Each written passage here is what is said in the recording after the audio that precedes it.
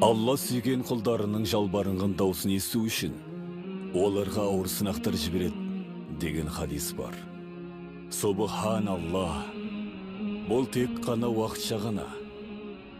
Егер сіз бұған дұрыс жағынан қарасаңыз, онда бұл тіс дәрігері секілді. Бұл секунд ғана ауыратын болады. Бірақ мұны сіздің игілігіңіз үшін жасайды. Сондықтан сіз мұны жасауға рұқсат етесіз. Бұл рас па? Әлде жалған ба?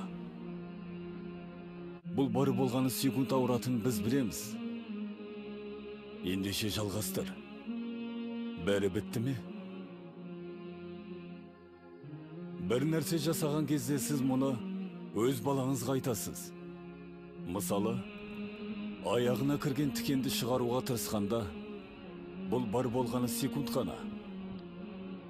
Ал олар жылай береді. Жылай береді. Бұл бітті.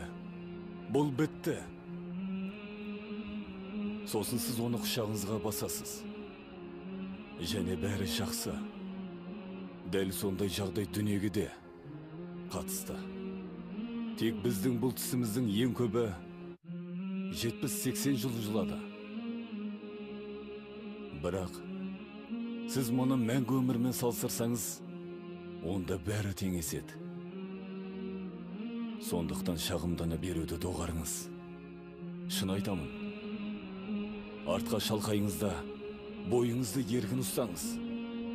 Сіздер білесіздер ме? Мен бұл жерде өзімнің баламмен қалай көргенімді. Сіздер де мұны жасай аласыздар. Баланы алыңыз. Мұны жасамаңыз. Мен бұған жауапты болғым келмеді. Біз Америкадамыз. Сізге сотқа шағымдану мүмкін. Егер сіз баланы алып оны жоғарға лақтырсаңыз, оның үрейленген түрін көретін сәт болады. Ол әбден үрейленген жағдайға түседі. Ал бірақ ол сіздің қолыңызға қайта оралғанда, ол күле бастайды. Міне, дүние деген осы. Сол үрейленген сәт, бұл сіздің өміріңіз. Сіз Алладан келдіңіз, және оған қайтасыз. Сіз әбден үрейленген сәт бар. Бірақ бойыңызды еркін ұстаңыз. Сіз сенімді қолдасыз. Марокколықтар айтады: санаңды еркін ұстада жүзуді үйрен. Алғаш рет жүзуді үйренгеніңіз есіңізде ме? Менің есімде. Мен мұны ешқашан ұмытпаймын. Мен арқама жаттым. Және сол адам маған денеңді толық еркін ұста деп айтты. Мен қорықтым. Денеңді толығымен еркін ұста. Не айтып тұрсың? Мен батып кетемін ғой. Жоқ, сен батпайсың. Сен судың бетінде қалғайтын боласың. Бойыңды еркін ұста. Және алғашында бұл қорқынышты болды. Бірақ қалай өзіңді еркін ұстасаң, сен кенеттен судың бетінде қалғай бастайсың. Және бұл жақсы. Міне, дүние деген осы. Сен дүние мұхитында өзіңді еркін ұстауға міндеттісің. Сіз батып кетпей, су бетінде қалғып жүзуге міндеттісіз. Ал адамдардың бәрі батып жатыр. Себебі суға батып жатқан адам үрей жағдайында болады. Егер олар тыныштық жағдайында болғанда, олар батпағын болар еді.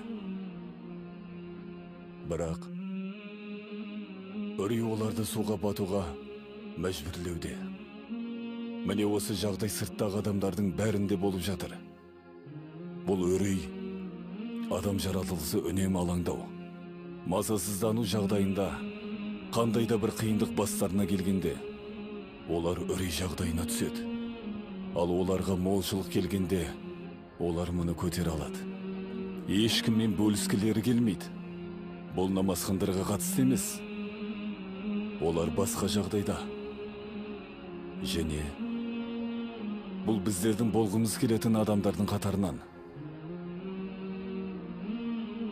басқа жағдайдан босатылған адамдардың қатарынан. Себебі Аллаға деген осындай сенім сізді құтқарады.